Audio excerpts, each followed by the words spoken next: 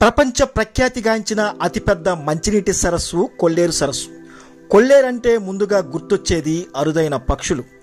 ఈ కొల్లేరు సరస్సు ఒకప్పుడు కృష్ణా, పశ్చిమ గోదావరి జిల్లాల్లో విస్తరించి ఉండేది. ఉమ్మడి ఆంధ్రప్రదేశ్ విభజన అనంతరం ఈ కొల్లేరు ప్రస్తుతం ఏలూరు, పశ్చిమ గోదావరి జిల్లాల్లో 7 మండలాల్లో 121 గ్రామాల్లో 901 చదరపు మైళ్ళ విస్తరణలో ఉంది. ఈ కొల్లేరు వర్షాకాలంలో నిండు కొండను తలపిస్తూ పర్యాటకులను కనువిందు చేస్తుంది. ఈ సరస్సులో 87 రకాల చేపలు లభిస్తాయి. అలాగే 183 రకాల విహంగులు కనువిందు చేస్తాయి. ఏటా కొల్లేరు సరస్సుకి నైబీరియా, సైబీరియా, దక్షిణాఫ్రికా, కెనడా, అమెరికా, ఆస్ట్రేలియా నుండి 24 దేశాల నుండి పక్షులు వేలాది మైళ్ళు ప్రయాణం చేసి ఇక్కడికి వచ్చి తమ సంతానాన్ని అభివృద్ధి చేసుకుంటాయన్నది ఒకప్పటి మాట. అయితే మారిన వాతావరణం మార్పులు, వాయు జల కాలుష్యం కారణంగా పక్షుల రాకపోకలు గణనీయంగా తగ్గాయన్నది చెప్పవచ్చు.